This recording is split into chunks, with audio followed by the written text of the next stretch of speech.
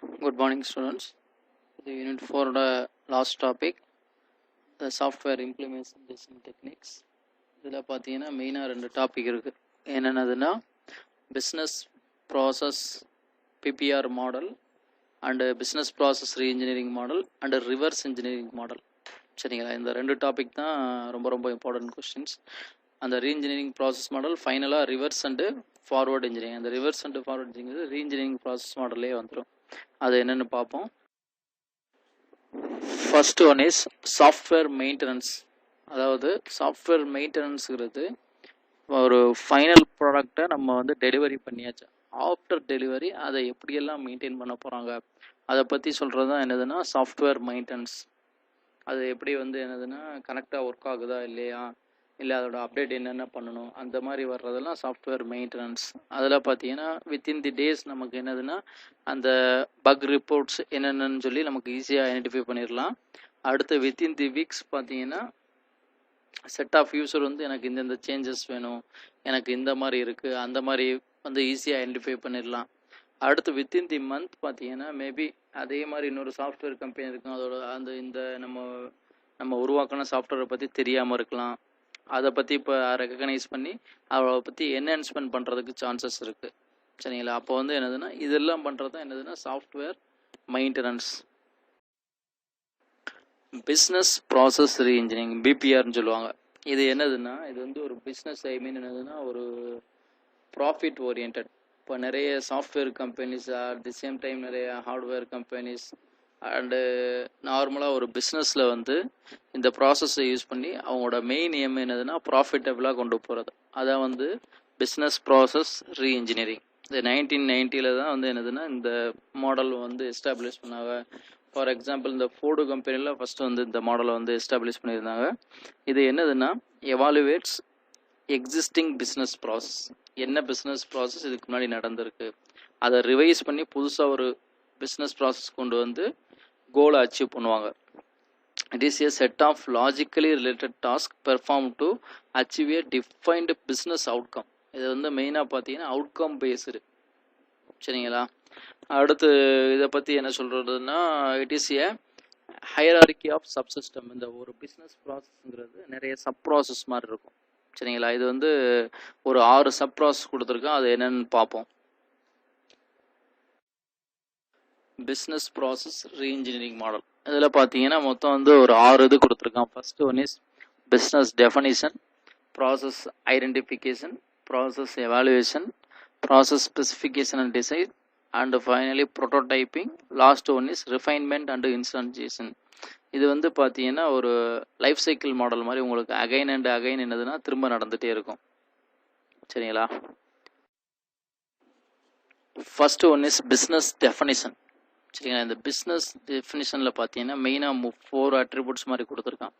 Cost reduction, time reduction, quality improvement and personal development and empowerment. சரிங்களா, இதை மெயினாக வந்து பிஸ்னஸ் டெஃபினிஷனில் சொல்லியிருக்கான்.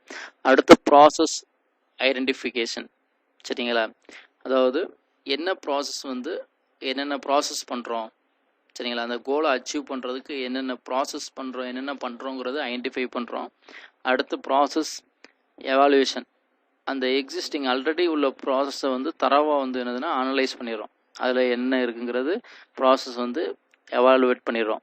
அடுத்து பார்த்தீங்கன்னா ப்ராசஸ் ஸ்பெசிஃபிகேஷன் அண்டு டிசைன். இப்போ நம்ம பார்த்தோம்ல business definition, process identification, process evaluation, அந்த இதில் வச்சு அந்த 3 இதுலேருந்து கிடைச்ச இன்ஃபர்மேஷனை வச்சு யூஸ் கேஸ் வந்து ப்ரிப்பேர் பண்ணுவாங்க. சரிங்களா, அடுத்து பார்த்தீங்கன்னா ப்ரோட்டோடைப்பிங். ப்ரோட்டோடைப்பிங்னா நம்ம ஆல்ரெடி பார்த்துருக்கோம். அதாவது என்னதுன்னா ஒரு ரெப்ளிகேட் ஆஃப் சாஃப்ட்வேர் ப்ராடக்ட் அதே மாதிரி வந்து டிசைன் பண்ணியிருப்பாங்க. அது வந்து என்னது எரி designed process must be prototype. அதை ப்ரோட்டோடைப் பண்ணி வச்சுக்குவாங்க. சரிங்களா, அடுத்து லாஸ்ட் ஒன் பார்த்தீங்கன்னா ரிஃபைன்மெண்ட் அண்டு இன்ஸ்டான்சியேஷன். இப்போ அந்த ப்ரோட்டோடைப் நம்ம டெவலப் பண்ணியாச்சு, அதில் இருக்கிற ஃபீட்பேக்கை வச்சு திரும்ப வந்து பிஸ்னஸ் ப்ராசஸ் வந்து பண்ணுவாங்க. ரிஃபைன்மெண்ட் அண்டு இன்ஸ்டான்சியேஷன், திரும்ப பார்த்தீங்கன்னா ப்ராசஸ் ஐடென்டிஃபிகேஷன். இந்த மாதிரி என்னதுன்னா ஒரு லைஃப் சைக்கிள் மாடல் மாதிரி நடந்துகிட்டே வரும். PPR principles. சரிங்களா, இந்த பிபிஆரோட பிரின்சிபல் பார்த்தீங்கன்னா மெயினானது என்னதுன்னா ப்ராஃபிட் பேஸ்டு. ப்ராஃபிட்டை வந்து தான் அவுட்கம் பேஸ்டாக இருக்கும், ஆர்கனைஸ் அரவுண்ட் அவுட்கம்ஸ். அடுத்து பார்த்தீங்கன்னா இந்த இன்ஃபர்மேஷன் ப்ராசஸிங் ஒர்க்கெல்லாம் வந்து ரியல் டைம் ஒர்க்காக ப்ரொடியூஸ் பண்ணிடுவாங்க. அதாவது விர்ச்சுவல் டீம் வந்து என்னதுன்னா சென்ட்ரலைஸ் பண்ணுறாங்க, டிஸ்பர்ஸ்டு ரிசோர்ஸ் வந்து சென்ட்ரலைஸ் பண்ணுறாங்க. அடுத்து லிங்க் பேரலல் ஆக்டிவிட்டீஸ், சரிங்களா, பேரலாக என்னென்ன ஆக்டிவிட்டீஸ் பண்ணணுமோ அதை வந்து பண்ண போகிறாங்க. அடுத்து வந்து put the decision point where the work is performed and build the control into the process. அதாவது எப்பப்போ என்னென்ன டாஸ்க் போகுதுங்கிறது டெசிஷன் பாயிண்ட் மாதிரி இது பண்ணி வச்சுப்போங்க. அதாவது இந்த வீக்குள்ளே இதை முடிக்க போகிறோம், அந்த மாதிரி டாஸ்க்கு வந்து பெர்ஃபார்ம் பண்ணுவாங்க. அடுத்து லாஸ்ட் ஒன்று capture data once at it சோர்ஸில் என்ன டேட்டா இருக்கோ அதை வந்து கேப்சர் பண்ணுவோம். இதான் வந்து என்னதுன்னா பிபிஆர் பிரின்சிபிள்ஸ்.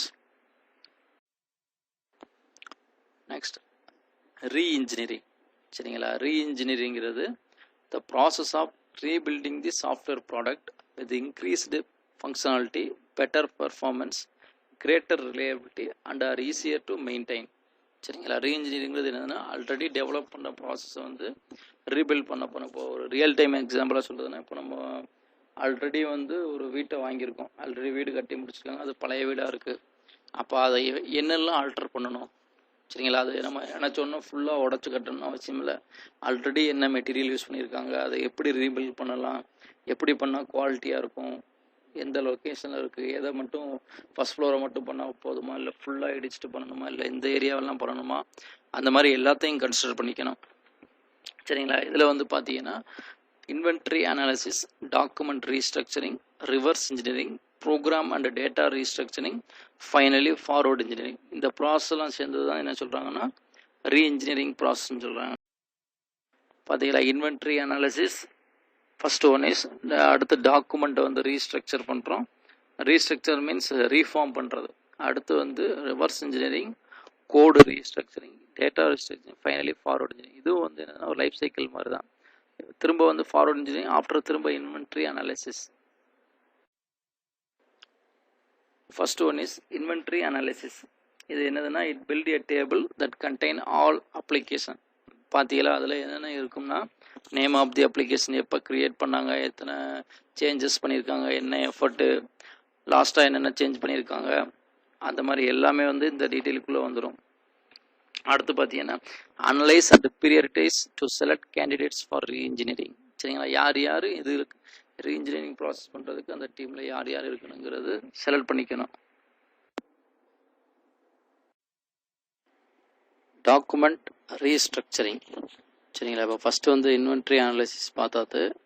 அடுத்து second one is document restructuring, அதாவது டாக்குமெண்ட்டை ரீஃபார்ம் பண்ண போகிறோம். ஏன்னா வீக் டாக்குமெண்டேஷன் தான் அது ரொம்ப டிஸ்அட்வான்டேஜ் மாதிரி, சரிங்களா. அதுக்கு என்னென்ன சொல்லியிருக்காங்கன்னா creating documentation is far too time consuming, சரிங்களா. அந்த டாக்குமெண்டேஷன் வந்து ரீக்ரியேட் பண்ணுறது ரொம்ப டைம் ஆகும். அடுத்து documentation must be updated but we have limited resource. அதாவது இப்போ வரைக்கும் நம்ம என்ன பண்ணியிருக்கோமோ அதை வந்து அப்டேட் பண்ணிட்டே இருக்கும். அதாவது ஃபுல்லி வந்து என்னதுன்னா ரீடாக்குமெண்ட் வந்து பண்ணிகிட்டே இருக்கணும். அடுத்து the system is business critical and must be fully redocumented. அந்த பழைய பாயிண்டில் சொல்லுறது தான் என்னதுன்னா ஃபுல்லி நம்ம பண்ண எல்லா ஈவன் ஒன் மாடியூலில் நம்ம என்ன சேஞ்சஸ் பண்ணியிருந்தாலும் அதை வந்து என்னதுன்னா டாக்குமெண்ட் வந்து அப்டேட்டடாக இருக்கணும். அடுத்து பார்த்தீங்கன்னா ரிவர்ஸ் இன்ஜினியரிங். அந்த ரிவர்ஸ் இன்ஜினியரிங்கிறது நான் ஆல்ரெடி சொல்லியிருந்தேன், ரிவர்ஸ் இன்ஜினியரிங் அண்டு ஃபார்வர்டு இன்ஜினியரிங்னு சொல்லி. இந்த ரிவர்ஸ் இன்ஜினியரிங்கிறது என்னதுன்னா உங்களுக்கு ஆல்ரெடி உள்ள சோர்ஸை வந்து ஆல்ரெடி உள்ள சாஃப்ட்வேரை எப்படியெல்லாம் அப்டேட் பண்ணி சேஞ்ச் பண்ணலாங்கிறது தான் ரிவர்ஸ் இன்ஜினியரிங் கான்செப்ட். இப்போ இதில் பார்த்தீங்கன்னா உங்களுக்கு ஃபஸ்ட்டு என்ன கொடுத்துருக்காங்கன்னா டர்ட்டி சோர்ஸ் கோட். அப்போ அந்த சோர்ஸ் கோட் பார்த்தீங்கன்னா அன்ஸ்ட்ரக்சராக இருக்கும், அதை வந்து ஸ்ட்ரக்சராக பண்ணணும். ரீஸ்ட்ரக்சர் கோடை யூஸ் பண்ணி ஸ்ட்ரக்சராக பண்ணால் தான் க்ளீன் சோர்ஸ் கோட் கிடைக்கும். அடுத்து பார்த்தீங்கன்னா அதுலேருந்து எக்ஸ்ட்ராக்ட் பண்ணுறாங்க என்னென்னதுன்னா processing, interface and data base and data, சரிங்களா. இதெல்லாம் வந்து எக்ஸ்ட்ராக்ட் பண்ணுறாங்க. இதை பண்ணி அடுத்து இனிஷியல் ஸ்பெசிஃபிகேஷன், இந்த ஸ்பெசிஃபிகேஷன் இருக்குலாம் வந்து சொல்லிடுறாங்க. இது பண்ணி முடிச்சதுக்கப்புறம் அடுத்து ஃபைனலாக ரிஃபைன் அண்ட் சிம்பிளிஃபை. அடுத்து நம்ம ஃபைனல் ஸ்பெசிஃபிகேஷன் இருக்கும். அப்போ ஆல்ரெடி எக்ஸிஸ்டிங் சாஃப்ட்வேரை நம்ம வந்து ரீகன்ஸ்ட்ரக்ட் பண்ணி கொண்டு வர்றது தான் ரிவர்ஸ் இன்ஜினியரிங். இதில் பார்த்தீங்கன்னா அந்த 3 ப்ராசஸ் சொல்லியிருக்காங்க. Reverse engineering to processing, reverse engineering to interface and reverse engineering to data base.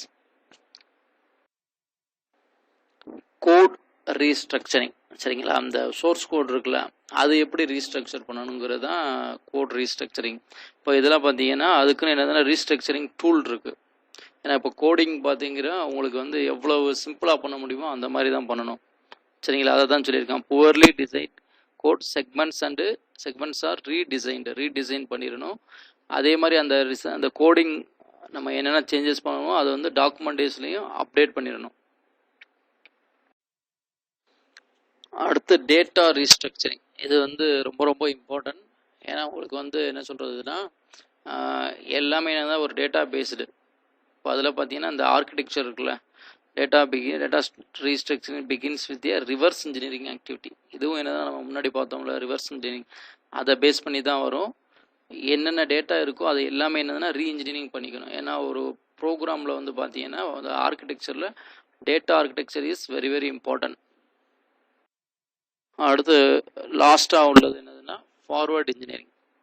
பொதுவாக அந்த ஃபார்வர்ட் இன்ஜினியரிங் பார்த்தீங்கன்னா புதுசாக ஒரு அப்ளிகேஷன் டெவலப் பண்ணுறதுக்கு இந்த ஃபார்வர்ட் இன்ஜினியரிங் யூஸ் பண்ணுவாங்க. அதோட கேஸ் ஸ்டடீஸில் டூல்ஸ் மாதிரி ஒரு சிலது கொடுத்துருக்காங்க. என்னதுன்னா the cost to maintain one line of source code may be 20 to 40 times of the cost of initial development of the time.